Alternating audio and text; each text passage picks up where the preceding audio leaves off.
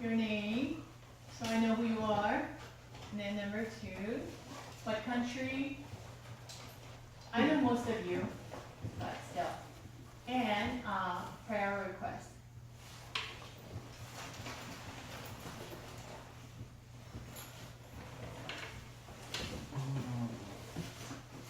So before we write it down, I'm going to talk about Hannah and Samuel. All right?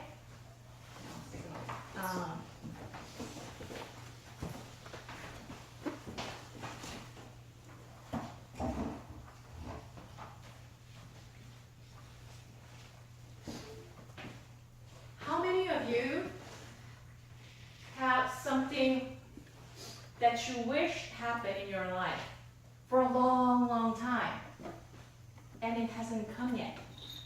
Or maybe it happened finally. All right, example is like, before you write it down, I want to talk about Hannah and Samuel. All right, so example might be one of my friends, she prayed for getting married for a long, long time, probably, I don't know, maybe 10 years. And she finally got married, which was a great thing. But after getting married, she prayed for a child. She prayed for a child. Do you know how many years she prayed for? Because, when you get married, usually you expect to have a child pretty soon, right? Unless you postpone it for a purpose, right? Nothing was wrong with her husband, nothing was wrong with her, and she just didn't have a child for a long, long time. She prayed for, I think, 11 years. Can you imagine, like, praying for your marriage for 10 years, and then getting married, and praying for your own child for 11 years? That's a long time, right? She finally had a child, and she just met up with me, with her little boy. Like, she told me this: "It's more precious than my own life." For any parents, I mean, that might be true, but especially for her, because she waited for a long time. So I'm just wondering if you ever had something on your mind that you wished happened, and you had to wait for a very, very long time. I mean, I do. And one example from the Bible is Samuel. All right. So let's go around and actually read one verse each person. This is 1 Samuel 1. James. So let's.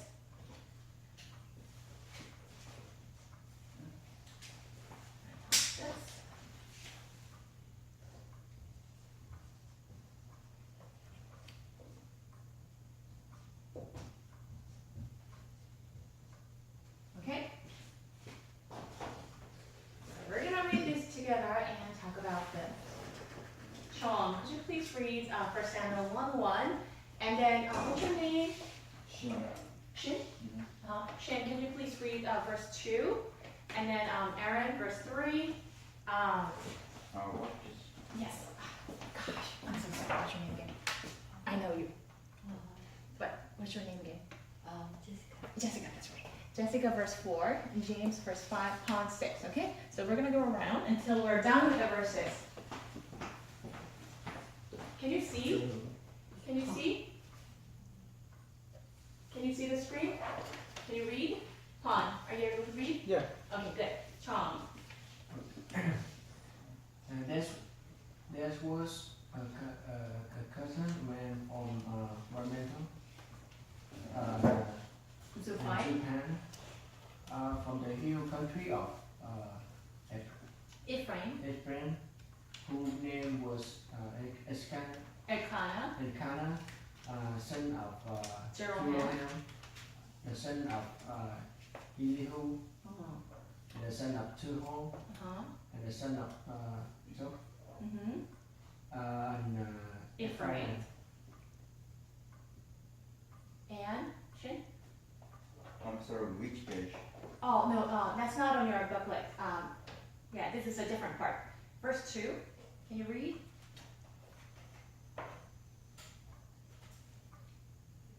Right here. Oh, he had two waves. Wives, Waves. One was called Hans,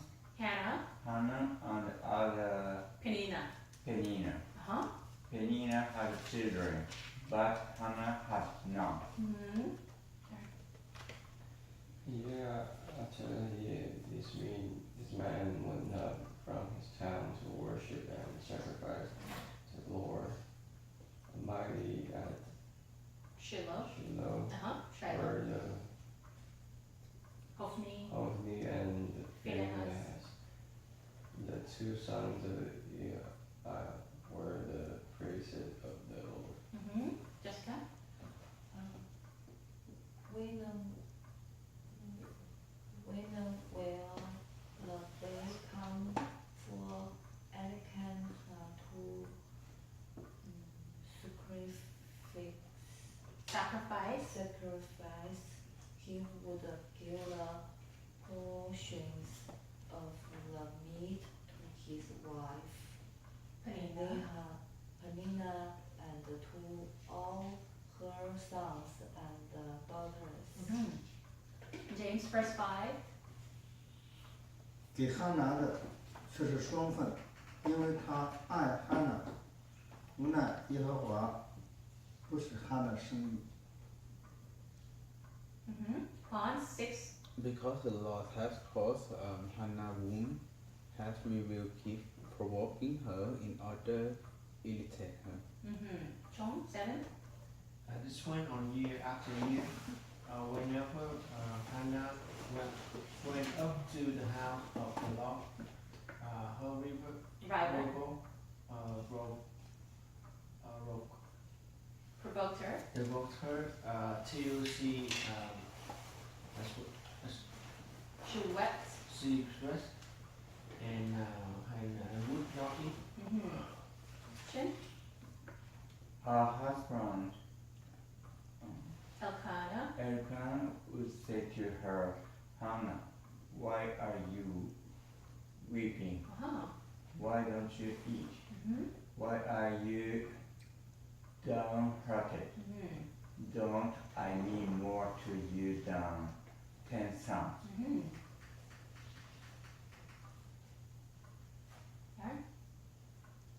Once when they had finished eating and drinking in silence, Hannah stood up. Then the priest was sitting on his chair by the doorpost of the Lord's house. In her deep anger, Hannah prayed the Lord, weeping bitterly. James, 11.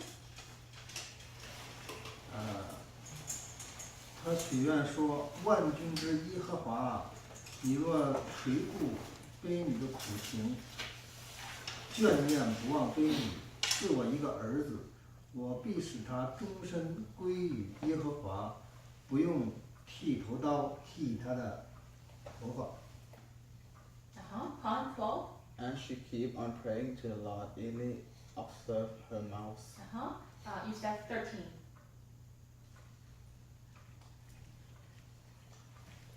13. 13. Right here. Not so while Oh, no. So, Hannah. Right here. Hannah was praying in her heart, and her lips were moving, but her voice was not heard. Eli thought she was drunk. Chong. And said to her, how long are you going to stay drunk? Put away your wine. Chin? 15. Yes. Not so, my Lord, Hannah replied. I am a woman who is deeply troubled. I haven't been drinking wine or beer. I was pouring out my soul to the Lord. Okay. 16. Yes. Do not take your servant for a wicked woman. I have been praying here out of my great anguish and grief. Jessica? El answered, Go in peace, and may the God of Israel grant you what you have asked for him. Yes. Suha, 18. She said, May your servant find favor in your eyes. Then she went her way and ate something, and her face was no longer downcast. That's right. right? Pond, 19.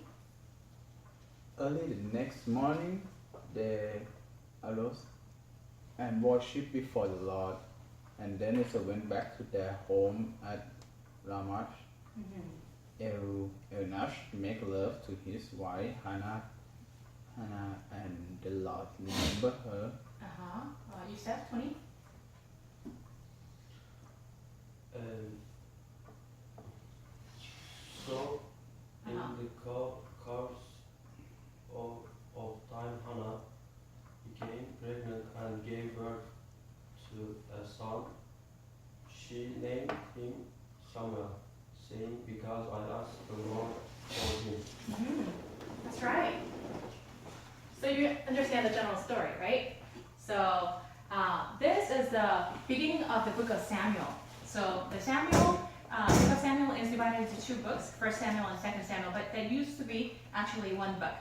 They were divided just for the purpose of not having too long of a book together, but they belong to one book in the original scroll, manuscript.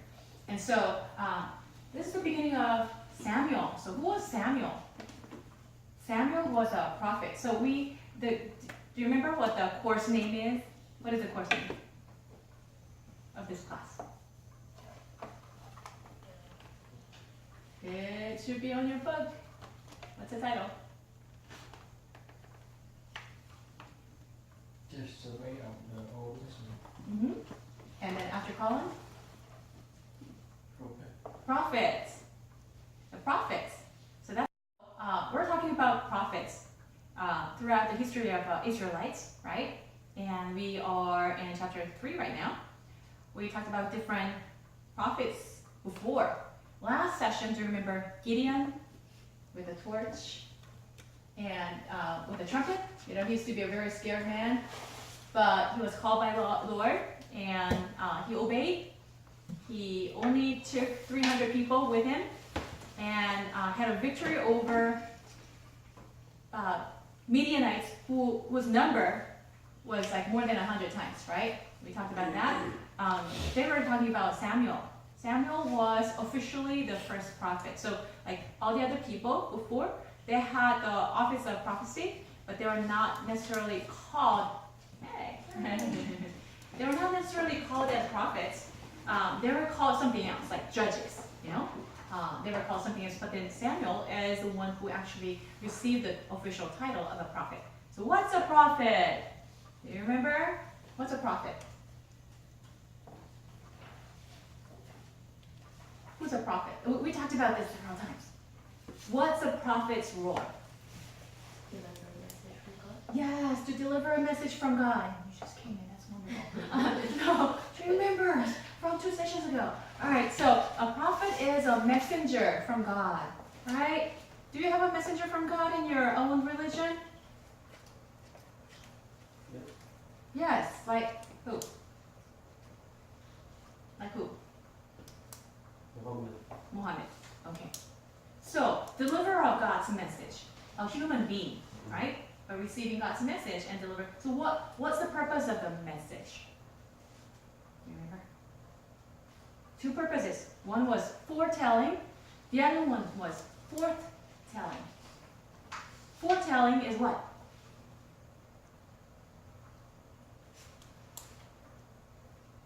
Just blur it out. Prophet. Foretelling is what? Is it the future? Yes, talking about the future.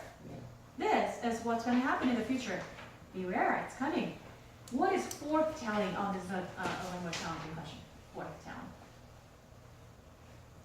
When people of God did something that they were not supposed to do, right? When they sinned against God, they broke the laws, they broke the covenant. What did the prophets do? They came and delivered the message of God so that the people, just imagine mom in the kitchen and the kid upstairs playing games instead of studying for the final exam. Mom is very mad. Yes, these are the consequences that are coming. And by the way, mom is so mad. She doesn't want to pour her wrath over her son, so she sends his older sister, go, you know, I don't know, Angel, go upstairs and tell him right now, quit game and start studying is my message. Otherwise, I'm coming up and no dinner, you know, and I might even smack you. Like, I don't know, I might just do this to you. So go tell him, okay?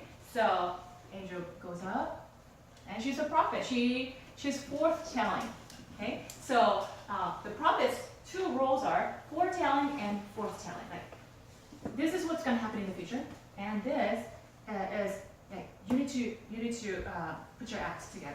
You need to turn away, live according to God's will. All right.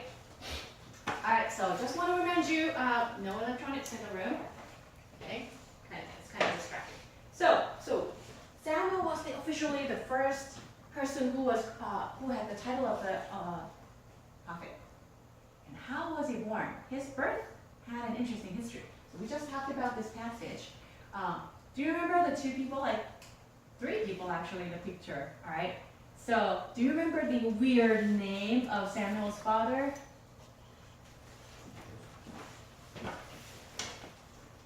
Oh, it already says it. So I'm not gonna turn the page. Who was Samuel's dad? Okay, might be over there. Elkanah, right? Elkanah. What was his mother's name? Hannah. And Hannah means favor or grace. What a name, right? She earned the favor of God. All right, so Hannah and Elkanah, by the way, there was another woman. So I suggest that you don't have multiple girlfriends or boyfriends. I suggest that you don't have multiple spouses.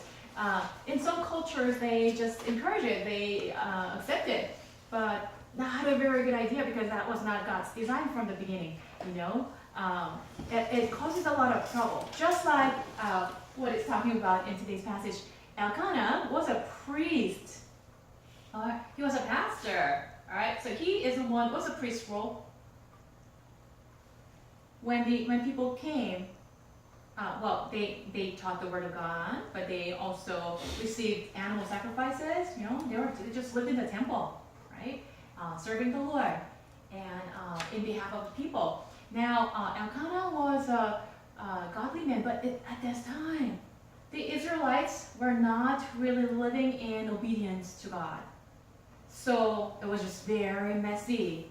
You know, when we allow like sin in the society, when we allow certain sin by changing the laws, it becomes so messy and it becomes like a can of worms, like Pandora's box open. More and more problems happen, and people are so used to seeing brokenness and sin and death and suffering. When they see it, they're like numb. It's like, oh, that's way of life. You know, that's how it was back in the days of Book of Samuel. And so people were just living according to what they wanted and how they wanted and however they wanted. And so Elkanah was a priest and he had 2 wives. And that was totally acceptable. He had 2 wives and one wife was Hannah, the other wife was Peninnah. And what kind of relationship did they have? From what you just read. Hannah and Elkanah, what kind of relationship? Or Hannah and Peninnah, the 2 wives, what kind of relationship? Did they love each other? You just read it, right? What kind of relationship did they have? Okay, what was Hannah's problem? She did not have a child. She was barren. Peninnah had a child. All right, and we can kind of guess why Elkanah ended up having 2 wives. Because Elkanah really loved Hannah, and he would give like double portion to her whenever like there was an animal sacrifice, and after his sacrifice, the priest and his family could eat from the meat, right? And he would give double portion, you know, like I don't know, 2 huge containers of KFC, okay, instead of just 1. He would give Peninnah just 1 box, and then give Hannah 2 boxes just because he loved her so much, but she was childless. In the Old Testament era, today there are so many people who don't have children, right? Some people purposely don't have children too. But in this era, if you don't have a child, it's considered as being cursed by God. Wow, so not only you do not have a child, but you also hear from people, oh, you must be cursed by God. Like, what did you do to offend him? That's a bad reputation. So Hannah was living with that. And Penina had a child.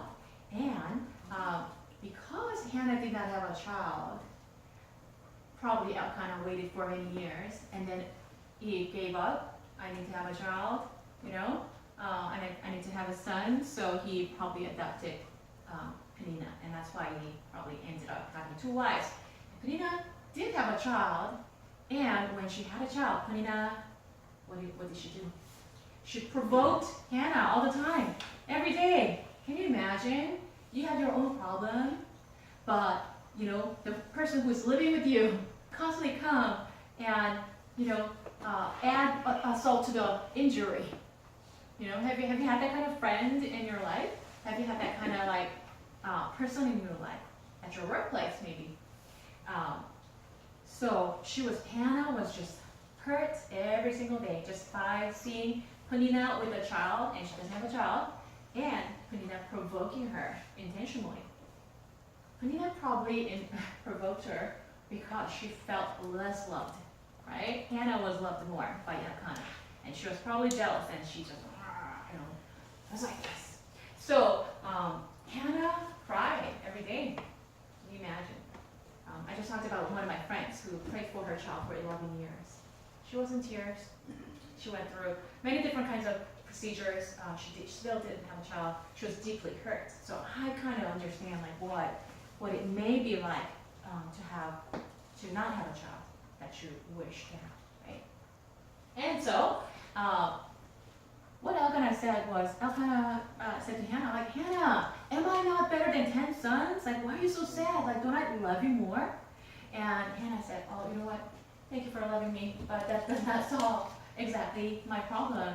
And one thing that Hannah did that I really admired, when Penina kept provoking her every single day, she did not get mad with her and just grabbed her by the collars, threw her on the ground, you know? She did not do that. She did not lash out in anger, but she brought it to the Lord. And she went into prayers whenever she felt angry and sad and hurt. And the Lord listened to her.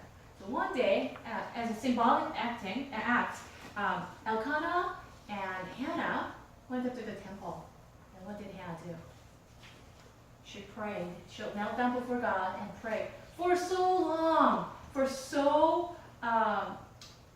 long that even priest Eli misunderstood her. Like her lips were moving, but her eyes were closed, and it was such a long time. He said, "Is she drunk?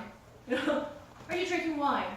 So he went to tell her, "Stop drinking wine." And she's like, "Can you imagine when you're praying out of anguish because you're childless and you're remaining patient, and somebody else comes to add assault to the injury once again. Even the priest comes and says, stop drinking wine." But she did not lash out in anger. That's how we can tell that she was a woman of prayers. She was a woman of character. She did not lash out. She said, "Oh, priest Eli, I'm not drunk. I'm a woman of anguish, of broken heart, because I don't have a child. I've been praying for this for a long time. If only God can give me a child, then I will dedicate him to the temple for your service." Wow. So what is symbolic is this. She was not a selfish person at all.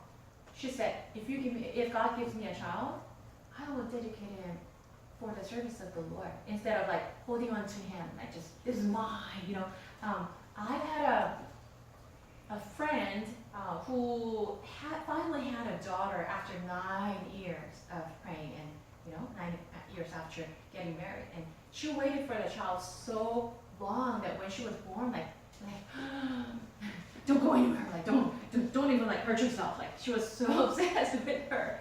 And so like anybody who comes to tell anything that is wrong with her, like 'cause she was acting up and she was like arrogant and everything, because you know when you do this all the time, that's what may happen to your child, right? And so she was never correcting her. And so like other people come and, oh, you know, she's splashing water all over me, like, and she's being mean to me. And are you complaining about a little child? Like that was her response. That was pretty surprising, you know. She was defending her daughter so much that other people were all like, that's kind of ugly, you know. So that's what can happen when you have a child after waiting for so long. But do you know what Hannah did? She said, if you give me a child, I will not hold on to him, but I will dedicate him to the service of the Lord. Why? Do you know what happened? And that she actually did later. It is because at this time, we talked about relationship this morning. God created all of us for love relationship, and He wants all of us to know that purpose and to come into that relationship, to come into that love covenant relationship.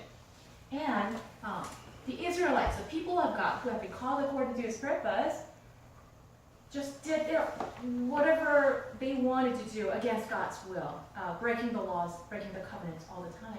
God's heart was so broken. He's basically saying, you know what? I called the Israelites my own children. They're born of me. I call them my people. They're my children. And they don't know me. They turned away from me. Like they scattered. They're doing their own thing against me. I am childless. I am childless. Although there are so many people. And so, therefore, through Hannah's barrenness, she was childless. Right? It's symbolic. God is saying, I'm childless, and oh, look, you're childless too. And you've been waiting for such a long time. I've been waiting for my children to come back to me for a long time. What am I going to do? And so, although Hannah went to the temple praying for her own need, she had a need. She wanted a child so badly, which is a legitimate reason to pray. But God allowed her to realize, wait a minute, I'm childless, but I think God is childless too. Maybe His heart is broken just like mine. Maybe He needs somebody who can lead also His children back to the relationship. Maybe if I have a child, maybe I can dedicate him so that he will play that role. Was how she came to realize. And so she said, finally, Lord, if you give me a child, I'll dedicate him for your service. Wow. So she came to realize that God was barren. And through her personal prayers, God worked out something greater, a greater purpose than fulfilling her own wish. All right? So finally what happened is Eli listened to her. Oh, so you're not drunk. You've been praying. Oh, I'm sorry. All right. I want to bless you now. May you be with a child as you have said. And do you know what? Hannah, a woman of prayers, having a close relationship with God, she said, oh, yes and amen. I take your word like God spoke to me. So her face was brightened. She did not become sad anymore. She went back home just smiling and being so sure that God is going to fulfill that purpose, fulfill His promise. And she became pregnant and she gave birth to her son. And what was her son's name again? Samuel. And what does that mean? El means God. I asked of the Lord is His name. Can you imagine? Like you have your own son just born and you named him Samuel. I asked of the Lord. Wow, what a, like the name is just already intense and so inspirational, right? So she gave birth to a son and she just burst out in singing. Praise the Lord. He is so good and compassionate. He listened to my prayers, and I, who used to be childless, now I have a child. And by the way, I haven't forgotten what I said. So we sometimes wait for something for a long time, and when something that we wish for a long time is given to us, we sometimes forget to thank, forget to do our part like that we promised that we would do, right? But Hannah, a godly woman, remembered what she said. You know what? This precious, precious child that I promised to dedicate to God, I'm going to do that right now.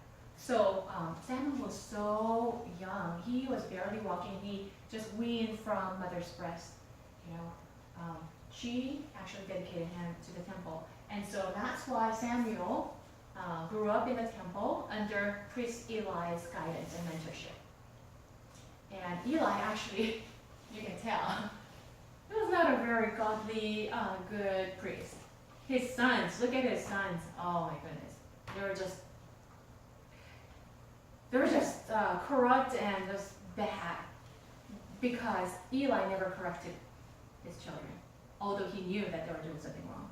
So they would just mistreat people. They would take any kind of offerings and just ate them, you know, without dedicating to God. And they did all kinds of sleeping with women, and just they did horrible things.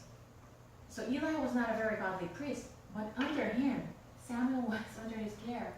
And what we learn, sociology and psychology, what I learned, you have to have a good role model, otherwise you turn out to be the way that you observed. You know, either your parents or your teachers or your mentor, you know, if they're bad, then you're going to turn out to be bad too, right?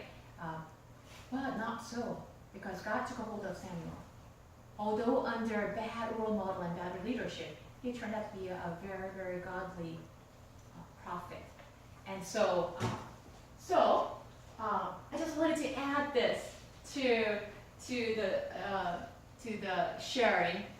Later in this passage, I can show you. So, what, you know, some of you might be thinking, oh, so God gives you a child and he takes him away? Oh, that's so sad, right? But it's a blessing. And plus, Hannah's heart was so dedicated to God. He loved God.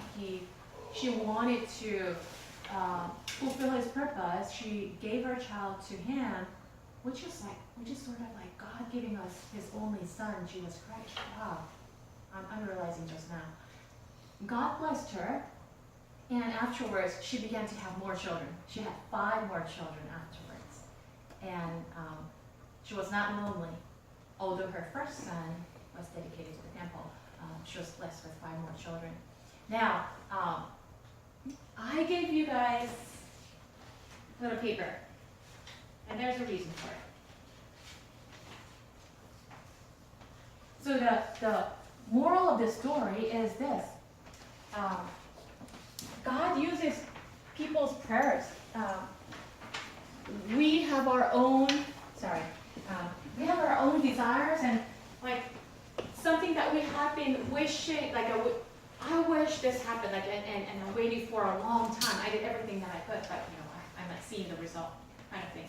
If you ever have any wish, if you have any kind of thing on your mind that you've been thinking for a long time, that you wish would be fulfilled, okay? I want you to kind of write down on your paper. And I'm going to collect them, and I'm going to keep it confidential. Like, I'm not going to share with anybody, okay? And I want to pray for each one of you, and at home. Do you know that I'm praying for you to bless you? Yeah. I'm praying behind the scene because I want to bless you.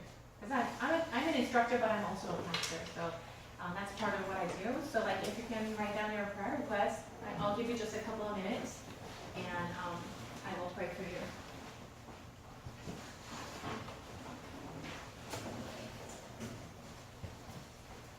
Thank you.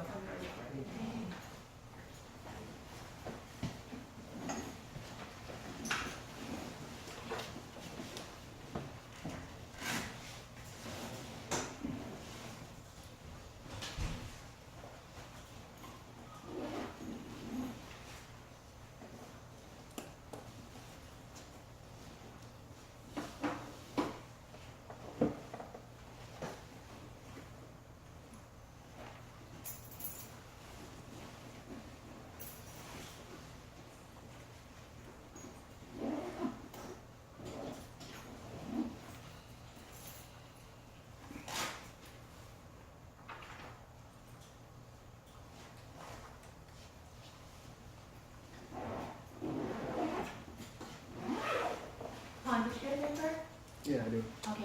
Is you ready to go?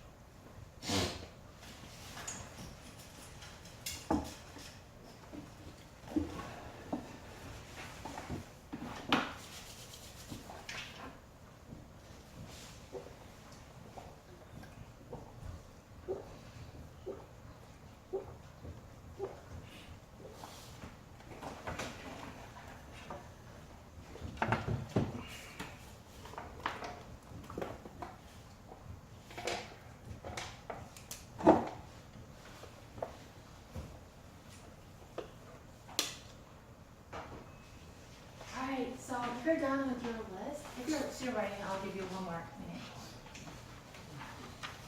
You don't have to hurry up. You can take your time. Thank you.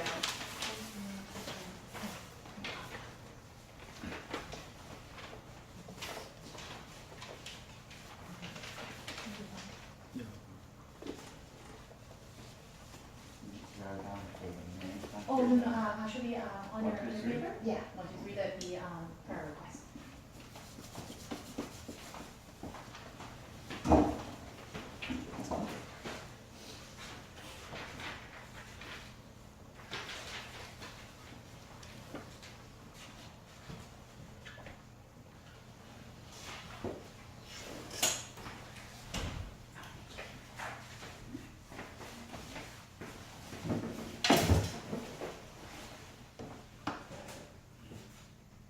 So, why don't you pair up? Pick your partner right now.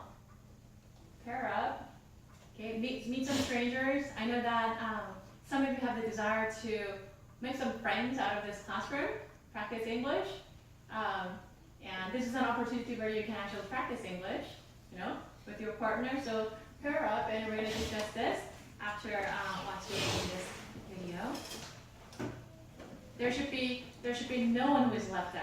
Is that okay?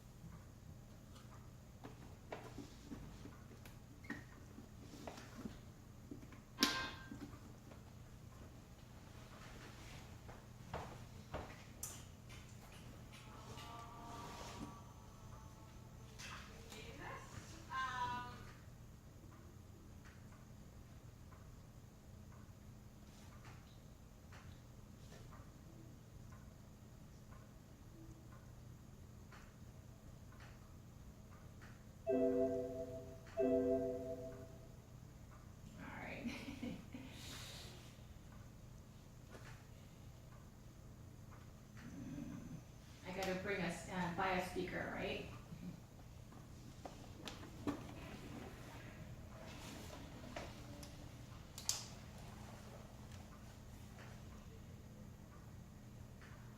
I would say no doubt lived as a person, but to the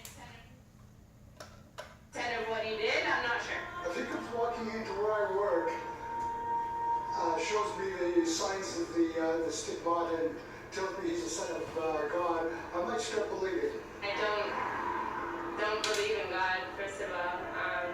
Maybe because I grew up in like an age of science. I have a lot of different thoughts and theories on Jesus, but I don't think coming back from the dead is really possible.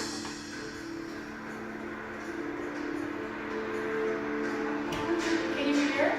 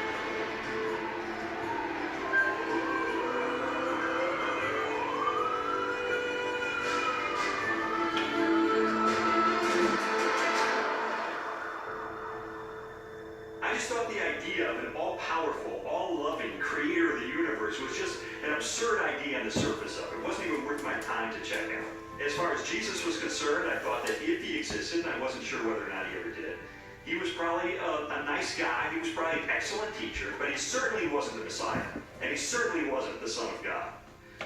Now, my wife was more in spiritual neutral. She was more of an agnostic, whereas I was more antagonistic toward Christians. I just didn't know where all the pieces fit together. I didn't know who Jesus was or how he fit into the picture. Lee was antagonistic towards God. I was simply confused. There really was no room for God in my relationship with Leslie when we were dating and when we got married, but you know what? We were happy. We didn't have any problem with that. When I first started going to church, Lee responded very negatively. He basically told me that this is not what he had signed up for. That when we had gotten married, he had life planned in a way that did not involve church. My biggest fear with Leslie was that she was going to turn into some religious prude or something, and I thought nothing good can possibly come out of this.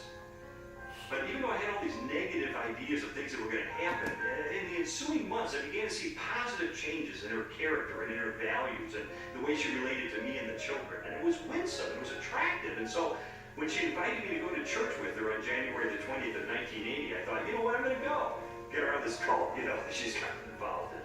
He did go in with his reporter's notebook so he could take notes and try to find the scandal. Well, the pastor gave a talk that day called Basic Christianity. And it just systematically laid out what it is that Christians believe. And my mind was blown because I had all these misconceptions, and he really did straighten me out on a lot of things.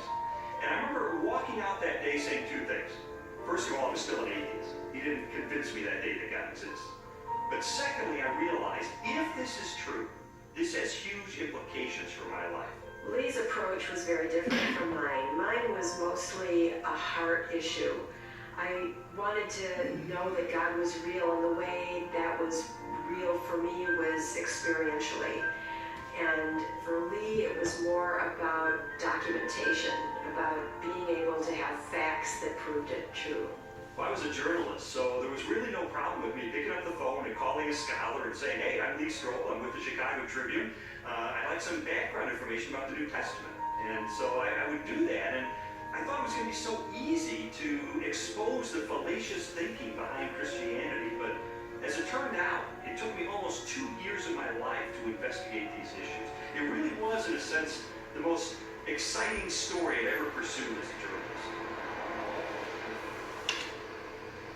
I think, unfortunately, because the documents, the New Testament specifically, were written so far after Jesus' death, that it's really hard to say. I don't know myself that was real, I was not there, but people were there at that time. So their account of things that happened back 2,000 years ago has been passed down. As an attorney, I rely on evidence. And so, you know, it would be tough to get evidence of this limitation. Well, I began my investigation by looking at the gospel accounts. How did I know that the New Testament was telling me the truth when it talked about Jesus? Now, obviously, I didn't accept the New Testament as being the inspired Word of God. I certainly didn't accept it as being inerrant. But what I had to accept it as being, which it undeniably is a set of ancient historical documents. And I knew that historians had criteria that they could apply to determine whether or not these documents are trustworthy. So those are the kind of people who I pursued. I went after the heavy hitters. I went after the expert witnesses who could help me sort through these issues. J.P. Moreland, Biola University. Mark Strauss, Bethel Seminary. Craig Blomberg, Denver Seminary.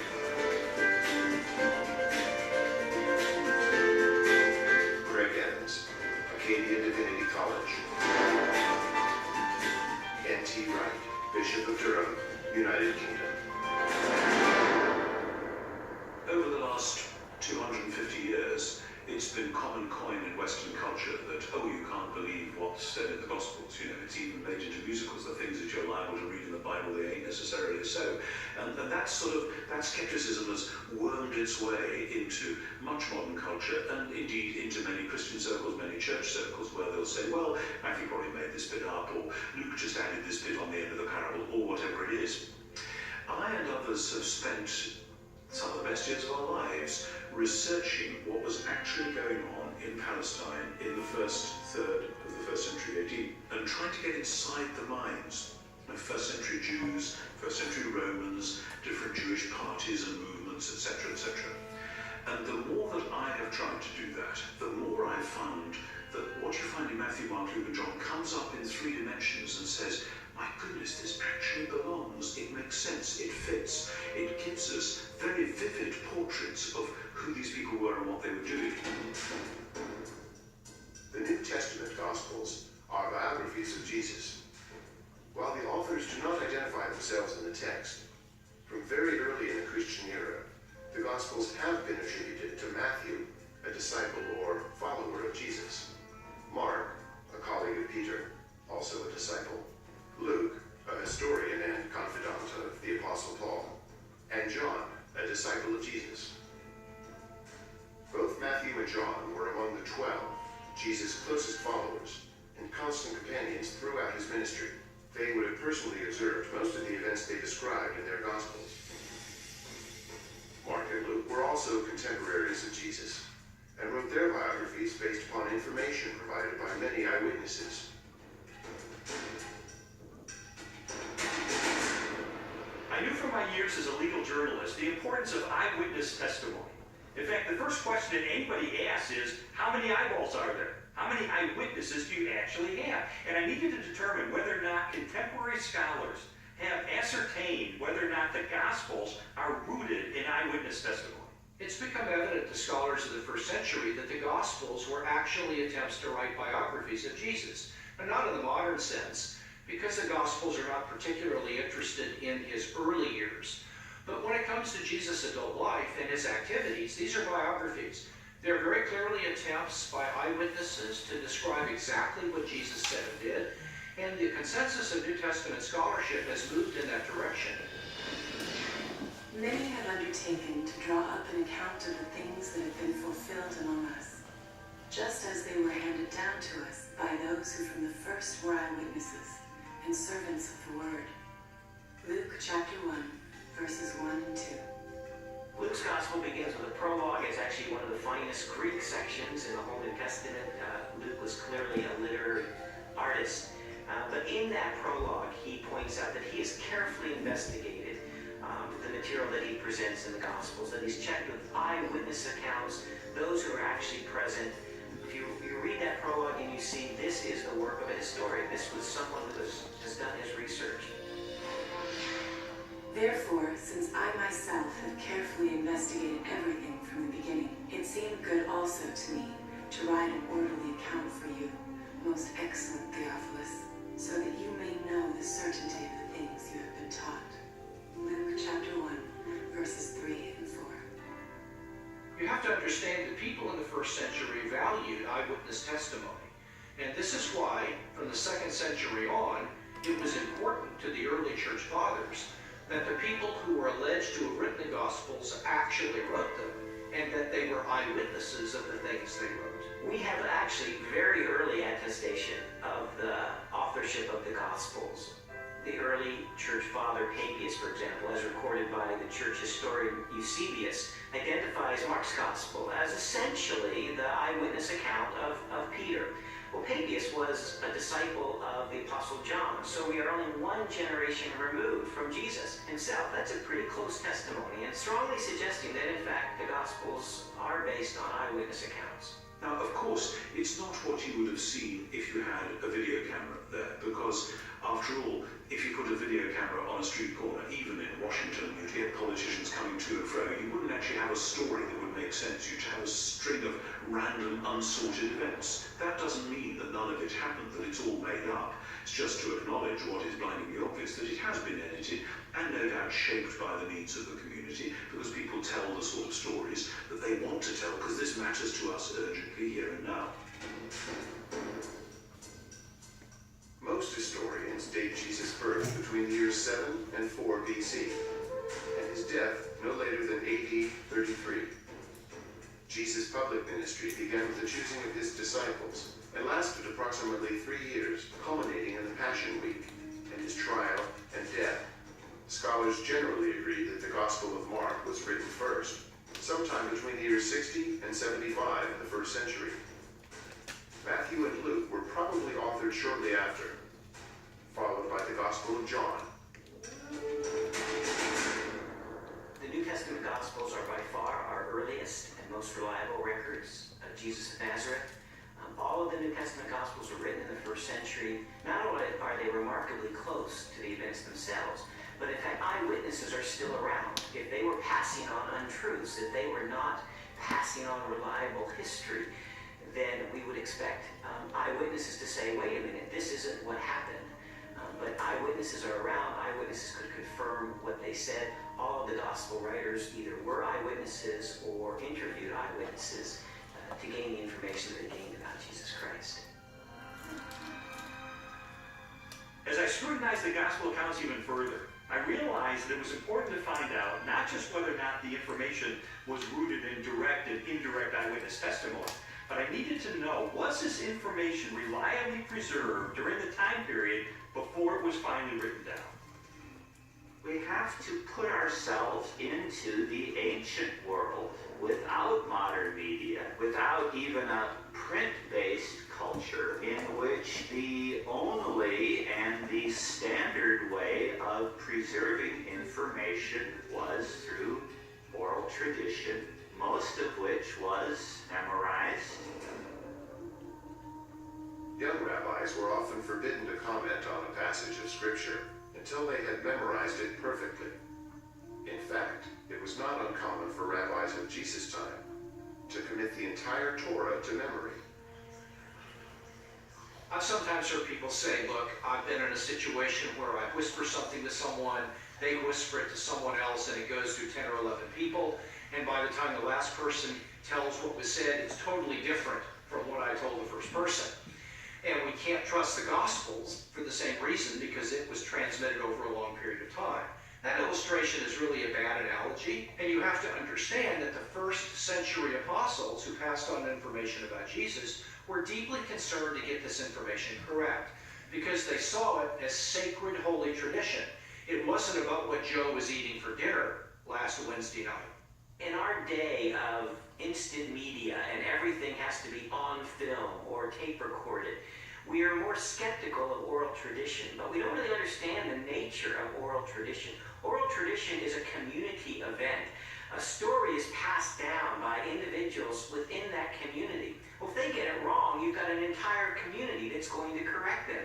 So it is self-correcting all the way. These stories were passed on reliably because they were passed on by the community of disciples. In fact, we now have scholarly studies that have been done of oral cultures, and we know that through several generations, oral tradition can be preserved and passed on without changing a thing. Even though I became convinced that ancient cultures could pass along oral tradition reliably over time, I still had an obvious objection to the New Testament, and that was, isn't it really filled with contradictions? One of the issues people often raise is the question of apparent contradictions between the Synoptic Gospels, where there's a parallel story. For example, Matthew tells the story of 2 blind men being healed, whereas in Mark's account there's only 1 blind man. How can we get this contradiction? The vast majority of these apparent contradictions, however, are quite easily resolved. Mark describes only one of the 2 blind men, the one who is most prominent, obviously, or perhaps even the one who became a disciple of Jesus, became prominent in the later church. So most of these apparent contradictions are quite easily resolved. Had every single account given us exactly the same detail, we might have accused them of some form of collusion. Carefully planned out how they were always going to tell the story with the exact number of details, but then one doesn't have independent testimony at all. It's natural when you have multiple eyewitnesses to the same event. You're going to get different perspectives, and that's okay. You want that. What you're looking for is a core to the testimony that's the same, that's consistent, even though there may be some variation in the incidental details. If you're in a court of law and you have multiple witnesses come in and testify to the exact same thing, the first objection that's brought up is to say collusion. They got together, they orchestrated their testimony, and their credibility is shot. The earliest known copies of the Gospels were written on sheets of papyrus and scrolls made of animal skins. They are among the oldest existing manuscripts of antiquity. The Codex Sinaiticus was authored between AD 330 and 350. It contains almost all of the New Testament and a significant portion of the Old, while the Codex Vaticanus from the same era is a nearly complete Greek copy of the entire Bible. A papyrus fragment from the 18th chapter of John dates to AD 125, less than a single generation after the Gospel was originally written. When I found out that we have no original survivors of the manuscripts of the New Testament, I became very skeptical. Because if all we have are copies of copies of copies of copies of copies, then how do we know that what we resemblance to what the original said. We have better manuscript attestation for the New Testament than any other ancient document. For example, the Bible of the Greeks, Homer's Iliad, is preserved in maybe 600 manuscripts, the oldest of them 1,000 years after the document was actually written. The New Testament, we have something like 5,000 Greek manuscripts. So everyone agrees, whether liberal or conservative, that we have an incredibly reliable New Testament. We have thousands of manuscripts of the New Testament. We also have virtually the entire New Testament preserved in the quotations of the church fathers in the first 4 centuries, so that if we had no copies of the New Testament, we could reconstruct the New Testament from quotations from the early church fathers. Following the pattern of my investigation, All right. So we're going to discuss, I think, it's beneficial. James, would you please come to the front so that join this group, and then I will join the other group. So let's discuss these 5 questions really quick. James, could you please come? All right. So and then all right. So this group. Can you get together? Put your hands together, and maybe I can be in this group. Is that okay? Yeah. All right. So let me bring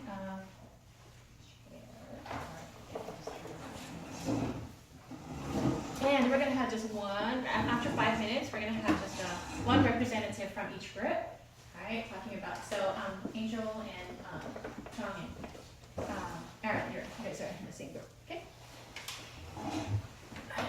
So, answer to number 1. Okay. What is this trouble? He's altar. Huh? He's altar. Yeah. Author of the book called For Christ. But what was his background? He actually graduated from Yale University. So he was a legal journalist. Yeah. So what's the job of a journalist? What does he do? Radio. What they you are team leader. Discover facts. Yeah, fact finders, right? So we have journalists in this country, in your country, right? All right. So why did it start this research project? Yeah,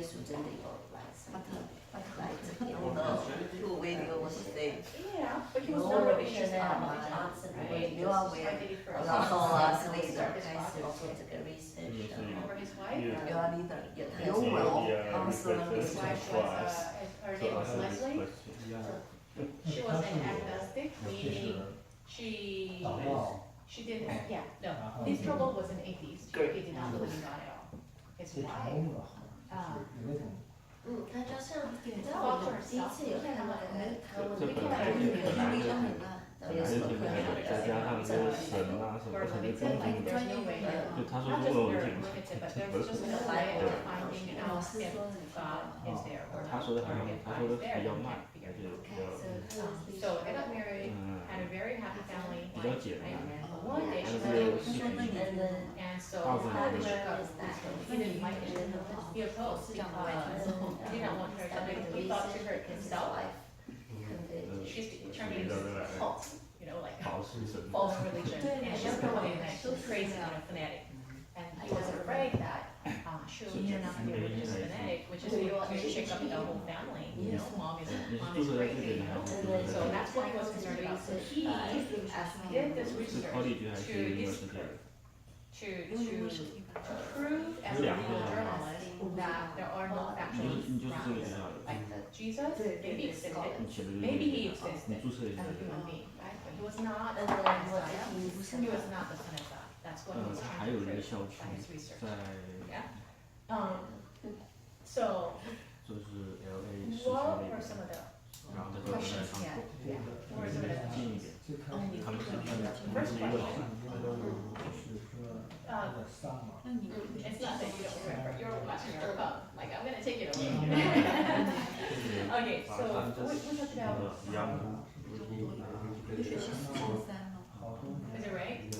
Okay, we can still. The video is really significant.就等于你要在这里 You had questions about the 用这 Bible. 个福音的身份 Where did the Bible come from? Yeah. Is it 差不 true 多，反正就 what 尽 it 量能 says? 拖到 So he approached the Bible from different approaches, historical, you 类 know, 似的，反正就是 eyewitness, 那边就是 eyewitness, 我保持学生身份，然后和那边排齐。 eyewitness. Something happened on the street, somebody got shot. Yeah, there are people who are watching, like, no, for sure that I saw it with my own eyes. Yeah, those are eyewitnesses. Cool. 反正就是要等个2-3年，大概这个意思。从现在也不止了，现在也要但是我之前就查过， Eyewitnesses, and if there are 然 no 后 eyewitnesses, 还 they 可 go 能 to the expert. So if there's a dead body, nobody saw. Okay, and he has a gun in the died. And there's a gun on the forehead of the so somebody shot him, obviously, and the gun is there with a fingerprint. And then the expert can tell, like, how did this happen? Like, what kind of reconstruction? You know, by not a regular commoner like us, but these people are like they're specialties. There's 我是确实 criminology. They're professionals in crimes. And so when they see certain things, they can tell by their expert knowledge what happened. So those are expert witnesses. So these people have, you know, was looking for eyewitnesses. He was looking for expert witnesses about whether this actually happened or whether this was true, right? And so he had questions about Bible stuff. So what did he find out? Were there eyewitnesses? Tracking like that. So we already have the whole process. So did he find out there are eyewitnesses? 我想来的，我是在出生的，所以我就不希望他们来这。 He did. He did. So if you look at the Bible, 我这情况也特别自己的，就是孩子到了教会就说，这个是真的有发生，然后真的有这个人来写这个书，像我这情况就说，你这情况是真的有这个人，他真的有看到这些事情。 we're learning about this right now, but 我在那里找到玉康问的。 So Matthew was a tax collector, and he was a racist. So he did some research. He found out some other historians and theologians and there are other people who wrote books, right? They refer to Matthew. They refer to whatever happened with Jesus, like Jesus' life, Jesus' ministry, were quoted in other books other than the Bible. And Matthew actually was one of his followers, so he was with Jesus. He watched his ministry for 3 years, so he watched him die and when Jesus rose again, he appeared to 500 disciples. Yeah, and one of them was him. So we do have eyewitnesses. So, like, Matthew was an eyewitness.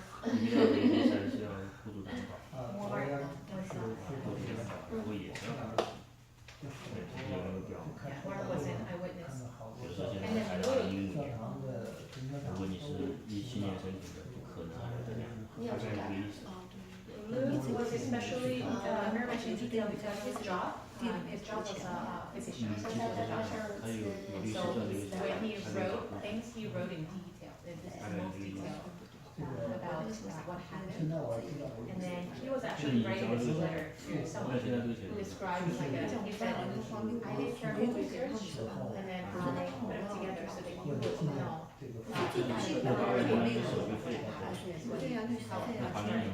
And then John was also把那个蛋藏在一个地方，John was one of the very closest disciples of Jesus. Jesus had 12 disciples, but he had especially 3 that he was always accompanied by Peter, John, and James. Yeah, so he is one of the close people. He watched everything. And then he lived the longest too, like he lived close to 100 years old.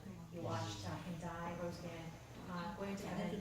He actually had his own communication and thing. And so like we have 4 eyewitnesses who contributed to writing the gospel. And expert witnesses, do you remember the expert witnesses? Expert witnesses, with the special knowledge about the Bible. So in this case, it's theologians and philosophers and historians that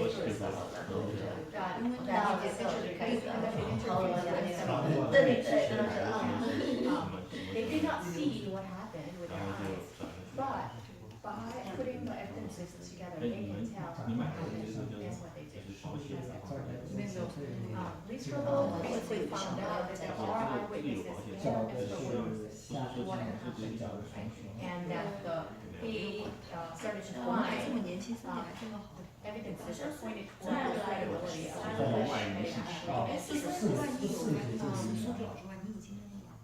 Yeah, that's how he discovered. Okay, so yes. just yeah. So maybe one of you can be representing your group. It sounds like I gave you all the answers. So rock paper scissors. Somebody has to represent. All right. So what happened? Okay. All right, your group. Representative. Who's representative? He's my leader. Okay, nice. Pon? You mean Pon or Suha? Alright, so who was least trouble? He's a journalist. Journalist. What does a journalist do? He graduated from Yale University. He is a journalist from Chicago Tribune, which is has a very good reputation, right? So what was his job? Like what did he do as a journalist? Finding facts. Fact finder, right? So he's like almost like a lawyer, but finding facts, right? He was a legal journalist, by the way. All right, and why did he start this research? His wife Leslie became a Christian, started going to church. He was scared to death that the family was gonna fall apart by having a crazy mom, right? And so he wanted to disprove that Jesus, maybe if he ever existed, maybe he was a good person, but not the Messiah, not the Son of God, right? All right. So what were some of the questions he had about the Bible? Yourself, you can actually represent your group.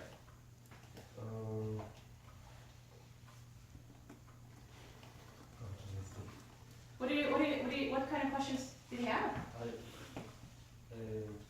Eyewitness. Eyewitnesses and expert witnesses. Like, did the things like what the Bible says, are they true? Like, and were there eyewitnesses? Were there expert witnesses? Right. So what's an eyewitness? Eyewitness is somebody who actually saw the scene, somebody getting shot on the corner of the street, and I know what happened because I saw with my own eyes. Who are the expert witnesses? They were not there in the scene. They did not see with their eyes, but they have knowledge, special knowledge about certain special areas that when they see certain evidences, they can tell what happened. Okay, say a dead person's body on the corner bleeding with a gun wound. There's a gun on the other side, and the gun is kind of hot. It just happened. It looks like it just happened, right? And the gun has fingerprints. And by gathering those evidences, you can kind of reconstruct what had happened. Those are eyewitnesses, right? Or expert witnesses. So, what did he discover? What did Lee Strobel discover? Were there eyewitnesses about what happened in Jesus' life? Did Jesus really exist? Did he really die? Did he really do miracles? Did he actually prove himself to be the Messiah? Okay, so what did he discover? Did he discover that there are eyewitnesses, expert witnesses? Yes or no? Yes. So expert witnesses, he certainly conducted interviews with many theologians and philosophers. Who are the eyewitnesses, Pon, do you remember? Question one more time. Yeah, eyewitnesses. Like, did he find out that there are? I mean, he found that there are eyewitnesses as well, right? Who are those people? The bad guy. Okay, so the authors of the Bible. John, Mark, Luke, Matthew. They're eyewitnesses. They were with Jesus for a few years together, very close. And they saw his ministry, his death, and his resurrection. So he discovered that there are eyewitnesses and expert witnesses. And what about the oral tradition? It's not on the question, but oral tradition, right? So before, they did not have writing. So it was originally orally transferred by community. So is it less credible compared to writing?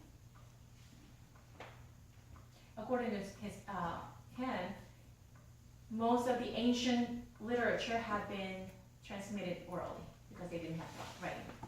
And when you discover that there are manuscripts, like copies of them, they all have the same exact content, and certain other literature, other books pointing, like quoting what's in the Bible. By that, you know that the original manuscript actually existed, and that people, whether you're a Christian or not, they generally accepted that it existed. And you can actually reconstruct the entire Bible just by gathering the quotations from other books, other non-Christian books, right? Yeah. All right. Sorry for 5 minutes. You guys came in a little bit late too, so I hold you accountable. Please be on time, and it's been fun with you. Hope you have a good lunch, and I will remember your prayer request, and we'll see you next week. Thank